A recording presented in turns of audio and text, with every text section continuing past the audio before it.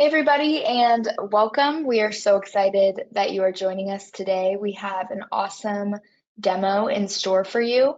We're just going to give everybody about a few minutes, probably 2 minutes, to filter in and get situated. Now is a great time to grab some water or coffee and just get comfortable.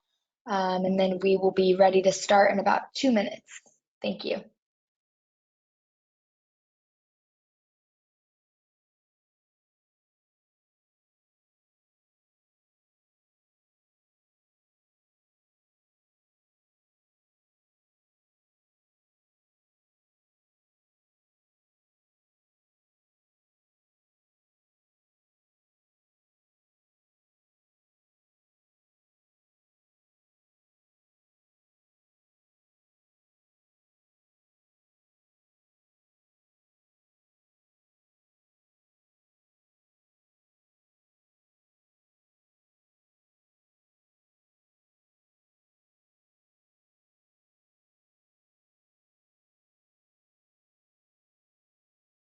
If you are just entering, welcome.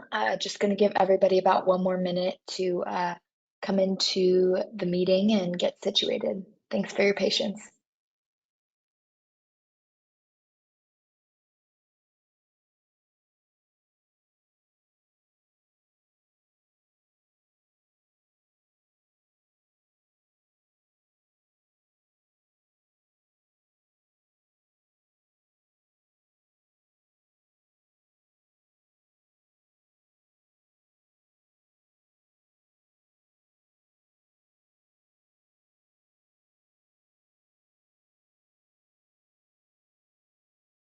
All right, looks like we are all ready to go. Again, welcome. We are so excited that you have joined us for this demo today.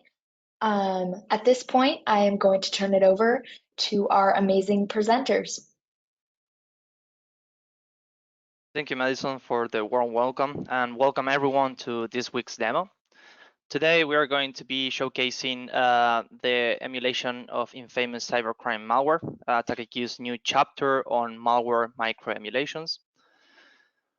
My name is Francis Gibernau, and together with my co-presenter Ken Town, we will be presenting the 7 new pieces of content that we developed in AttackIQ that seek to emulate the different infection chains that relate to 3 infamous malware families actively used by adversaries in the wild.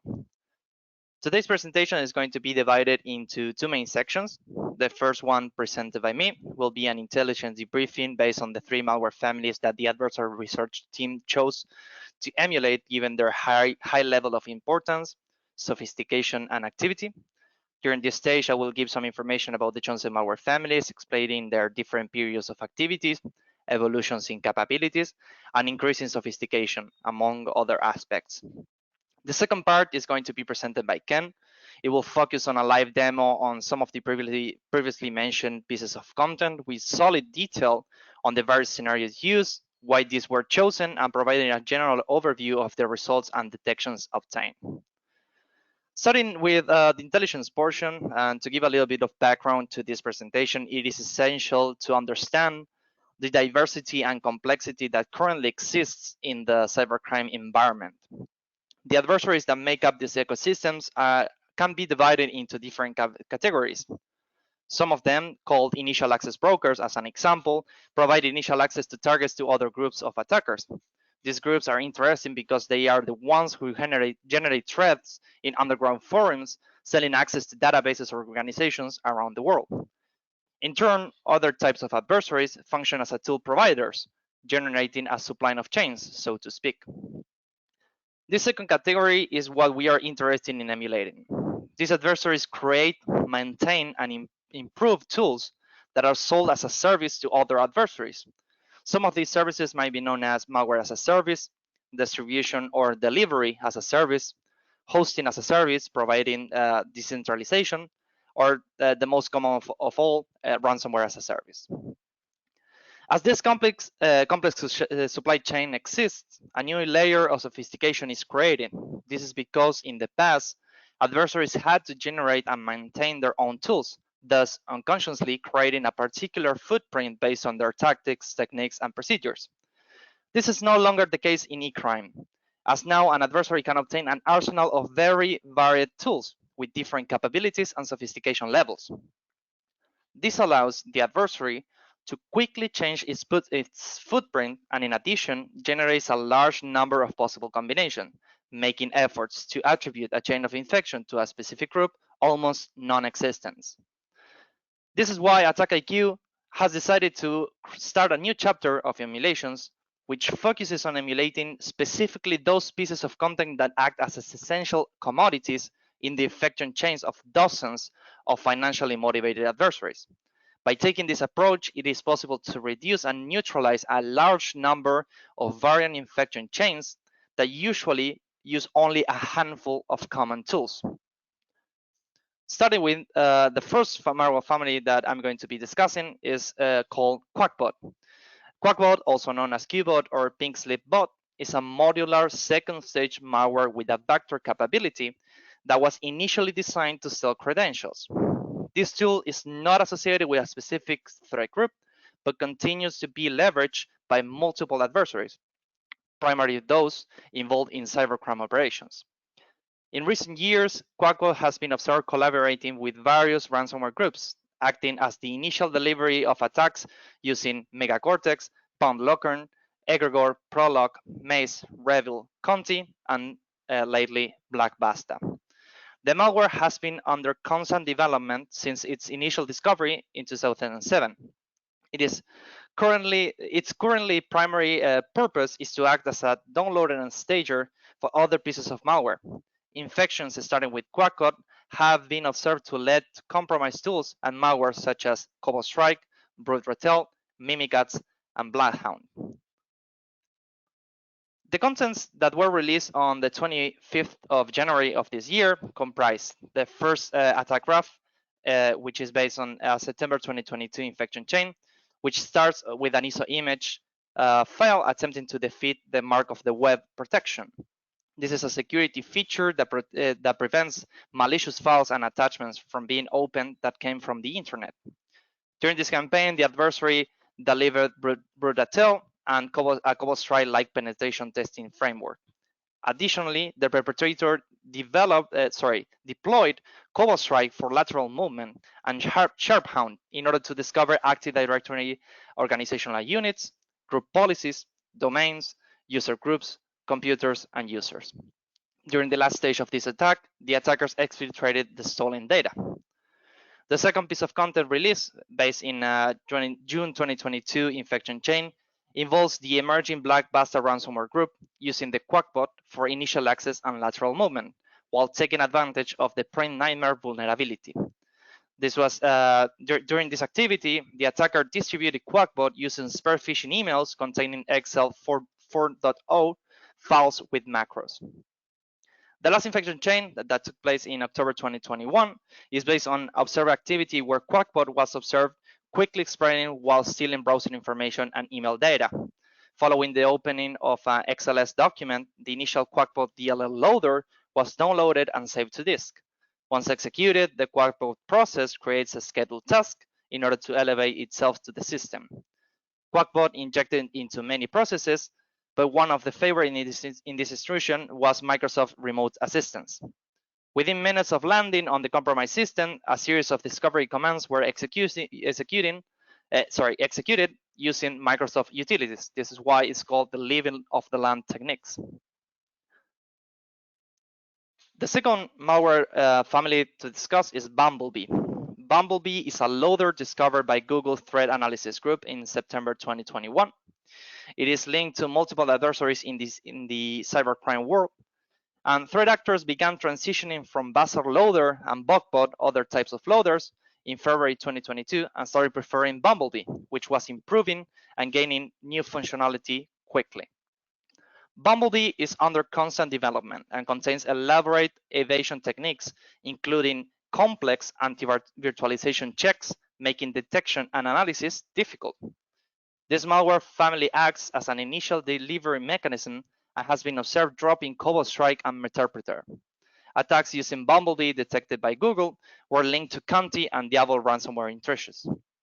The adversary behind Bumblebee is known as Exotic Lily. It's a financially motivated actor discovered in September 2021. It is suspected of acting as an initial access broker on behalf of a Russian-based adversary known as Fin12 or Wizard Spider.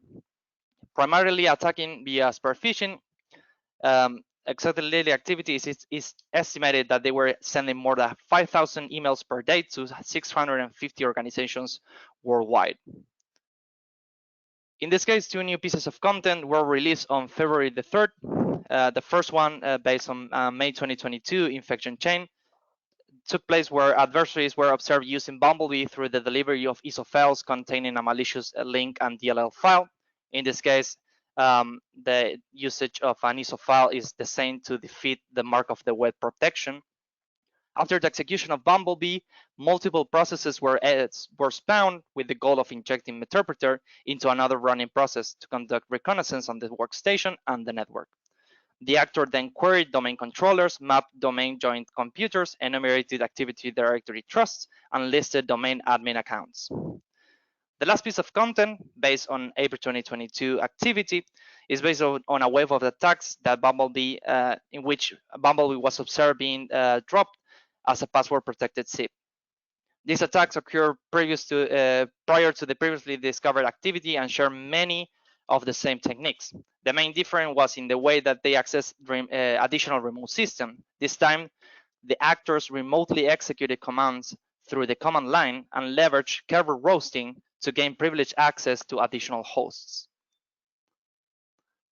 The final malware family to discuss, and it is one of the most worthy to mention, is Emotet. First discovered in 2014 as a banking Trojan, Emotet has evolved to be one of the top malware as a service threats and remains resilient against takedown efforts. In January 2021, the FBI partnered with global law enforcement agencies to attempt to take down the actors and infrastructure responsible for Emotet attacks, but it only slowed them down for 11 months. The malware and actors resumed operations with a vengeance and rose back up to become one of the top malware families used in phishing attacks. Emotet is primarily delivered via spear phishing email attacks and has shown flexibility and agility in changing attachment types for initial delivery to evade detection signatures. When a host is initially infected with Emotet, it becomes part of their mass mailing botnet and will begin sending malicious emails to thousands of potential victims. After being abused to spread to more potential victims, access is sold to other threat actors whose own malware can be downloaded through the command and control channels established through the initial Emotet infections. In this case, AttackIQ released 2 pieces of content in February the 17th, not so long ago. The first infection chain took place in May 2022, and it emulates the behaviors observed by security researchers in a May 2022 attack that was delivered using a malicious Microsoft Office document from their Epoch 5 botnet. Just to mention, Emotet is a sophisticated botnet that is comprised of a few subgroups of sub-botnets called epochs. Each epoch has its own C2 infrastructure and distribution methods. In this case, the epoch 1, 2, and 3 were mostly seen before the botnet was taken down in early 2020, while epoch 4 and 5 were introduced after Emotet resurfaced. This graph starts with the delivery of Emotet and progresses to the dropping of CobaltStrike and the network discovery actions taken by the actor in order to learn more about the infected environment. The end goal is to access the Active Directory environment and exfiltrate sensitive data. The second and last piece of content to be presented took place in June 2022. This time, Emotet was delivered using a malicious shortcut file, an LNK file. Many of the same behaviors were observed in this campaign, and once again, CobaltStrike was delivered as the secondary payload. However, the final goal was the deployment of the quantum ransomware after exfiltrating data and extorting the victim. With that being said, I turn the microphone over to Ken so he can conduct the live presentation of one of the attack graphs created for Emotet. Thanks, Francis.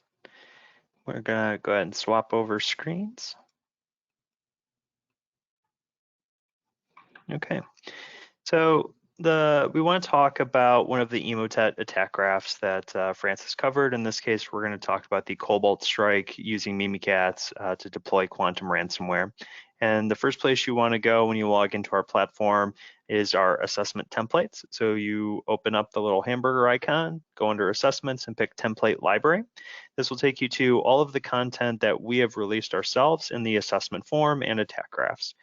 To find all of the threat emulation, you would change the type in the dropdown to threat emulation, and this will isolate all of like the malware focused and threat actor focused attack graphs and assessments that we've released. And you can see here's all the QuadBot and Bumblebee and Emotet things that Francis had talked about. When I want to create my a run of this, I'll just click on the template, and on the right side of the screen, a description of the attack graph or the assessment will be presented, and then any special notes about configuration, as well as a link to any external reporting that goes into greater detail of to what this activity covered. So in this case, this is a June 22nd, 2022 incident that the DFIR report had covered, and there are 4 steps that require user configuration when you run it. So the first thing we'll do is say create assessment. It will tell you if you have run this assessment before. So if other users in your organization have already run it, you can click on the little number here to go to their results, or you can start your own. What's important to note is that these are just base templates, and once you create an assessment off of it, it's now customizable to you. So you can change the steps, change organization, decide which areas you want to run it against. So once you click create, you'll be taken to the setup screen. In the upper top middle, we have that repeated description, including those configuration steps, and all the scenarios that do need additional configuration end up being highlighted in the graph below. So I'm going to scroll down. Our new graphs are now resizable, so you can make this a little bigger so that you can see the whole screen. And when we zoom in, first let me talk about how we do the layout of these attack graphs. You're going to notice that they go into different rows. So we've got one row here, a second row, a third row, and a fourth row. And what these rows are representing are different stages in the attack. So when we design these, one row will essentially mean this is the first stage of the attack, and then it's going to lead into something of the second stage. A lot of times this could be a change in malware or maybe a change in goals that the actors are doing. So let's zoom into the actual steps that have been selected. The first thing we're starting off here is the downloading of the Emotet payload via a link file. So in this case, they were using LNK files, which are shortcut files, which would execute PowerShell code, and that PowerShell would download the Emotet DLL. So we split these scenarios up, and you'll see that there's a download and a save, and another download and save. So we do the downloading and saving of the link file, then the downloading and saving of the DLL to mimic how the link file would use PowerShell to download that next stage. And the reason why these scenarios are separated is so that you can test different controls. The downloads are obviously testing your network controls, while the saves are testing your endpoint, your EDR, AV, and their ability to detect these known malicious samples. We continue with a if not prevented on the downloads to try the save. If I can't download it, there's no point in me saving it. And if prevented, I'll just move on. We don't generally stop our attack graphs on these sample saves because the actors are going to change their malware. These are just known samples, and what we really care about are all the follow-on actions. And so in this case, once we've moved past delivering the initial malware, that DLL file in this attack was being executed with regsvr. This is a Windows legitimate utility that can run a DLL file, and it calls a register server export. What's cool to note about our attack graphs is, I mentioned before, once you create your assessment, they're fully customizable. So I can change, I don't want an if prevented, but I can also change what my scenarios are. So maybe in a future attack, they switch to run DLL instead of regsvr, and we can change that very simply by right-clicking on the scenario and saying change scenario. This will bring us up a selection where we can pick what scenario we want to replace it with. I'm gonna pick run DLL 32. I'll say check mark, save, and now I've swapped in to use a different scenario. And so you can change and customize the attack graph however you want once it's yours. The main template will not be modified, only your version is. After the DLL was executed in the original template with regsvr, it moves into persistence. This attack graph is being run as a system level account, and so it's going to use the system level run registry keys. Now it's an HKey current user. These will use the HKey local machine. And then Emotet is going to go and start doing discovery before it makes initial command and control requests. So it's going to look up information about the system. This is running the sysinfo command, get IP information from the Windows command line, and then it's going to make a customized beacon request. And so what we did here is we took the malware, we tore it apart, made it do an initial request, and we've emulated this scenario and the network traffic that it sends. So this will send it to an AttackIQ controlled server to emulate the actual GET request, and it'll send along the actual data with it, with the cookie values that they're specifying, and then it gets a response back. And so this is a chance for your IDS or IPS to analyze the request and block it from happening. And so we want to make sure the way that we validate whether or not these scenarios are prevented is we expect a certain response back from the AttackIQ server. If we don't get that, then we know something has intervened. So at this point, that's the end of stage 1, and we can see that our lines take us all the way to our next row. And at this point, the actors were dropping CobaltStrike. So Emotet did their initial infection, learned about who they are. They took a pause for a few days where they then attempted to sell their access, and they sold to someone who wants to use CobaltStrike. So CobaltStrike is now downloaded and saved, and this time CobaltStrike is executed with run DLL32. The way that CobaltStrike was working for this infection was it would first inject into another process and then use their named pipe impersonation. So you can create a pipe listener and then a service that will then take in an access token once something connects in over that named pipe. Then through CobaltStrike, the actors were doing reconnaissance. And so right here, we have a bunch of scenarios where you don't see the if prevented. And to us, these are choke points. So when something is unable, if CobaltStrike was unable to be executed through run DLL32, well, then the malware would not be able to perform any of its additional actions. So we stop right there. If it's unable to complete its CobaltStrike or process injection, then it can't do anything additional. And same thing, if it can't raise its writes up, it's failed at this point and it's unable to do anything else. And so that's why if you were to stop at any one of these scenarios, we would consider the attack graph prevented. In the case that you are unable to stop that, we're going to now move into the reconnaissance efforts that are occurring through CobaltStrike.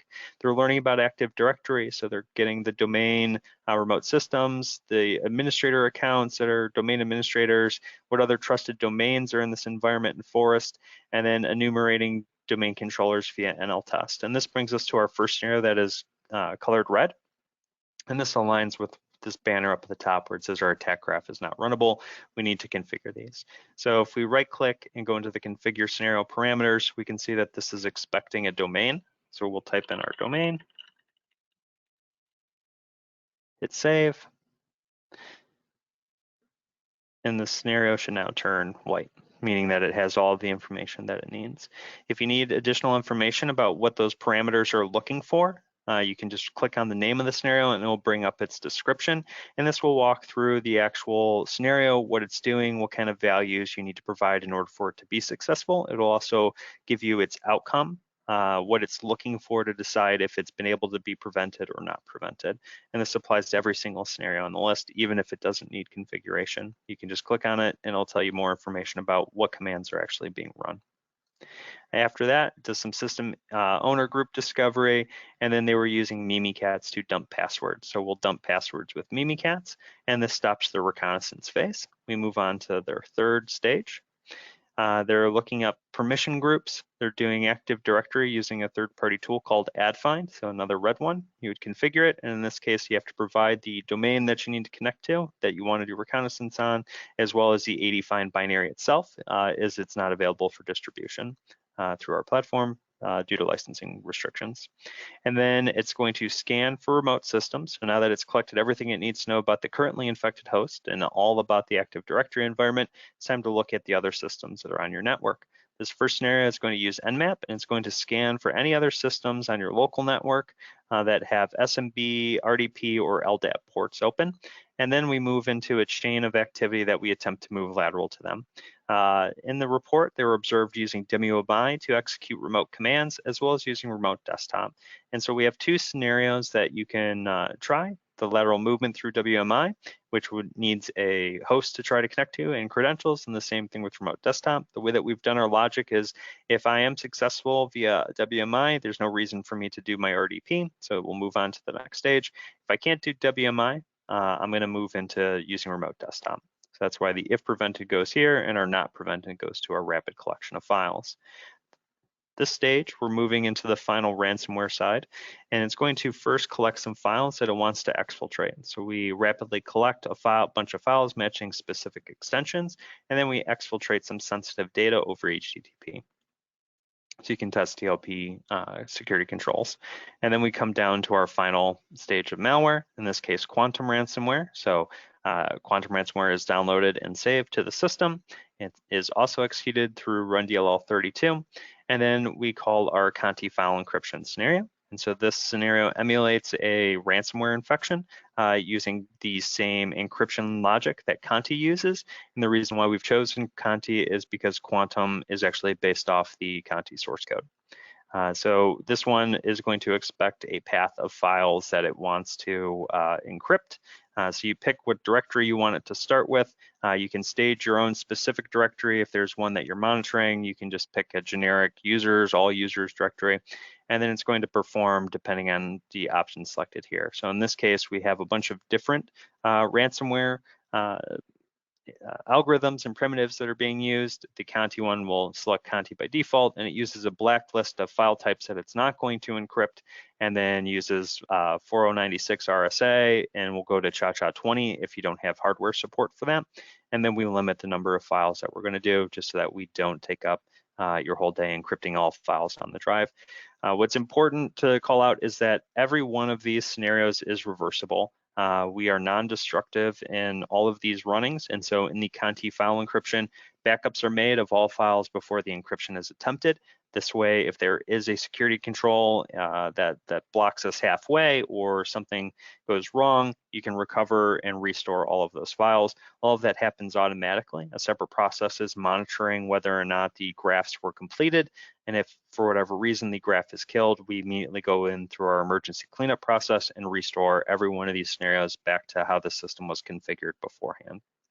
So once you've gone through and you've configured all of the steps to match your environment, the next thing you have to do is add assets or test points. So we'll say manage assets using the little pencil icon, and then you'll now get a list of all of the different assets that you want. You can do filtering based on what EDR technologies or security controls you have in place, machines that are active. You can create tags to separate all of them. And then you can also see information about what operating system is involved. So you'll just check mark whichever ones you want to run this on, say apply. This will add those two assets and list them as running under here. And then now we can say continue. At this point, you can run the assessment on demand. There are still configuration issues, and that's why this run now is not highlighted for us. But if we had configured all those scenarios, that would be available for us to kick off. You can either run it on demand, which means I want to run it right now, get my results right now, or you can set up on a schedule. So maybe after you've run this the first time, you want to see periodically how your security controls are improving. You can set up on a schedule to run every day, once a week, whatever you choose, and then it will email you results once it's available. I've already ran this before in our lab because it does take time to iterate through each of the steps. So every asset that you assign, it's going to run through the attack graph, recording every scenario and determining whether or not each step was prevented. And then based on the logic of the attack graph, should it stop the attack graph? So once it's done running, you can go to the results page. And in this case, these are the results for the last time that I ran it. I ran it on 8 different assets, and this first screen is going to tell you what the final outcome was, if it determined if there was any detection in the security controls that you were monitoring, and then you can go into each one of those. So in this case, we had 3 of our assets had prevented it, and 4 of them had some level of detection for the different steps. Now, what we want to do is go into the actual details of each one of those. So you can either click on it or you can open them up in new tabs or windows using the hamburger icons. So I'm going to open up an unprotected asset. So this is an asset that we don't have any security controls. We've actually made it more likely to be able to be exploited and abused. And this is what we always run all of our attack graphs on just to make sure that everything's working to start. And this first view up at the top, this is that same attack graph, and all of the icons are going to represent the scenarios and what their outcomes were, as long as what path was taken in the running. So we can see that our downloading and savings were all unprevented. So we followed the red line all the way through. We did have what appears to be one prevented, and this is because the asset that I picked to do lateral movement to does not actually have WMI open to it, and so this failed. That was just a configuration on me, and so it's important when you do see any kind of prevented that you want to go look at what the results were. And so every one of these scenarios is going to record a full activity log and what the final results were, and all of the indicators that will help you go back and find, well, why didn't I detect this? Why didn't I prevent it? We'll give you all the indicators to help you find, where this scenario was. So I'm going to explore first one of the ones that was not prevented. In this case, the persistence through the registry run keys. You'll get a detailed finding. This is usually like the top bullet, the too long didn't read of what occurred. The activity details will give you the raw step-by-step. Some scenarios aren't very complex, and this one is one of those where it's just setting a registry key. So it's going to tell you whether or not the key already exists. It did not have a current value, so we're going to create that value using this command and what data was applied to it and whether or not it was successful. The detection details would show you if it had been detected. In this case, since there are no security controls, there was nothing there. So I want to point out the observable details. These are the observables or indicators of compromise that occurred during that infection. And so all these are exportable. This is what's being queried against your SIM and your security controls to say whether or not this activity was detected. So in this case, here is the registry key that was used, the values that were applied, and the dates and times are in the raw metadata. So let's look at the one that did show up as prevented. And this is allow movement through WMI. If I expand out, I can look in the activity details, and it just says failed to connect to the remote host. Error message, the RPC server is unavailable. So this would key to me that I should go review this host to see would I have expected WMI to work. In this case, this system didn't actually have it up and running, so that explains why it was prevented. If it should have been running, then maybe I have a security control jumping into place. Some scenarios, especially on the network side, it's hard to tell why I wasn't able to. Was it a security control that prevented me from seeing it? Was it never had it open to begin with and it's not a firewall hiding it from me? So that's why the final value would be prevented, but you do want to review those results. So now let's go to one of the ones that was actually prevented. So I'm going to pull up this one, and our attack graph is going to look a little different.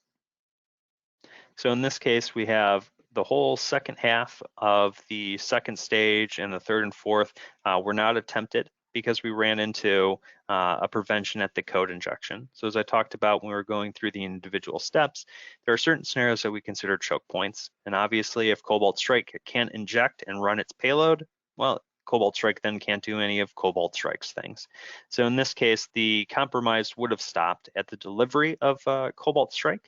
And so in this scenario, we also had some of the malware being stopped in its download. So the Emotet DLL had been prevented. We also saw that CobaltStrike couldn't be written to disk, and the code injection had failed. And so we can go into those scenarios, and I'm going to pull up the code injection one, so our last one that ran. And we can take a look at the activity details, and it'll give us an explanation. So the DLL file that we're attempting to execute was unable to be found and executed, so we've been prevented. And where do we go to actually see those details? Well, they'll show up in the detection side. So if we look at our integrations, this is going to tell us where exactly in the CrowdStrike console did it observe this activity. So using those same observables and the files that were being run at the time, we can tell whether or not it was prevented and what stopped it. And then we also allow you to go directly to your platform and see the raw details there to help you get a feel for what occurred and maybe what happened around that. So this case, this was a machine being protected with Falcon. It prevented it on the code injection. And so we can come in and see in their console, how did it view this activity, look through their indicators and how it was classified, and then pivot at anything else. This machine is constantly being used in our testing, so it obviously has a ton of other alerts that fired on it. But it will take you to just the one that was for this specific attack. Okay. final thing that I want to mention is all of the content that Francis covered at the beginning is repeated with a little bit more detail inside of the blog post that we released. So all content that we release gets a blog post. These blog posts talk about why are we doing this. They go into details of all those attack graphs. So we only covered one in detail with all the steps, but all of these blogs go through all the steps in all the content that we've released. So if you go to the AttackIQ blog, you'll see a lot of our posts. They're all under this adversary emulation. So we'll talk through why is it that we've decided to cover this specific threat, what we think that you can get out of it, the actual attacks and the scenarios that we've chosen. So this is the other Emotet attack graph that we released, so you can view the full image. It will walk through each of those stages and what we think the actor was attempting to gain, the techniques that we're using in all those stages, so that you can see why we've chosen them. And so then we also talk about the second Emotet. And then at the end, one of the most important things that we like to try to give out are your detection and mitigation opportunities. So obviously when you saw that attack graph, there's 40 steps, 30, 40 steps, and it's hard to prevent all of them. And we actually wouldn't expect you to detect or prevent all of them. There's a lot of things that actors are doing, that system admins are doing, that are normal living off the land kind of activity, like running Who Am I or system info. These are just standard Windows features. You're not going to prevent that, and you shouldn't. And so we try to tell you what are the top 3 things that you should take out of these attack graphs for this threat, and that you should be looking to put your security controls in place. And so for Emotet, we called out the log and auto start execution registry run keys. So with Emotet, they set up persistence, and when they start their infections, they're going to communicate with the command and control server, and it's a few days before they actually sell that access. And so if you're monitoring for suspicious registry run keys that are being created, calling weird run DLLs and directories that you're not familiar with, if you can delete these and then reboot the machine, you've essentially stopped them. They are unable to go any farther because a lot of the initial compromises are automated. And it's waiting for someone to sell that hands-on keyboard. So to us, stopping persistence here is the #1 thing that you can do. Now these guys abuse regsvr32, and so it is a legitimate application. You'll see this being used all the time with Windows services. However, what you want to try to find are DLLs that are running out of the temp directory, or maybe even DLL files that don't have DLL extensions. Some actors will make their files PNGs or some other extension type because they're trying to hide from file system analysis in the temp directory. But it does look weird when you look at your process executions. So if you can monitor and track those anomalous regsvr32 executions, you'll be able to, again, try to find and stop these guys before they're getting on to that next stage. And then with CobaltStrike, CobaltStrike is almost always being used with some kind of process injection so that it can hide. It's not just this randomly named temp file, which is what you're looking for in these previous detection signatures. It wants to run as Explorer or some other legitimate Windows executable, just so that you don't see that process when you're looking at the running processes. However, this means that Explorer or whatever process they've injected into is going to start behaving and performing actions that it would not normally be doing. And so what you want to look for is try to set up a baseline for a lot of your legitimate apps and executables that would be used or targets for process injection, and then trying to find when they're performing and doing things that you would not expect them to do, writing to areas, accessing files that they shouldn't, and that can help stir up when these things are being abused. All right. So one last thing is the AttackIQ Academy. It's a free learning resource that we have available where we do talk about how we design attack graphs, and there are some courses about how you can do adversary emulation using our platform. Francis, was there anything that you wanted to add before we let everybody go? No, sir. Okay. Jordan, back to you. I'm not sure if we received any questions from the chat. Hey, Ken, thanks. Looks like we don't have anything in the chat currently, but as always, please feel free to reach out to us at AttackIQ if anything does come up. Additionally, our Purple Hats conference is coming up in April, so we encourage you to go to purplehats.org to sign up for that and claim your spot today. It's a free conference. and it'll have a lot of awesome speakers and presenters there. We really encourage you to sign up, and this is one that you do not want to miss. So really encourage you to do so right after this call ends. But thank you for everyone for joining, and we will see you soon. Thanks so much. Thanks, Mason.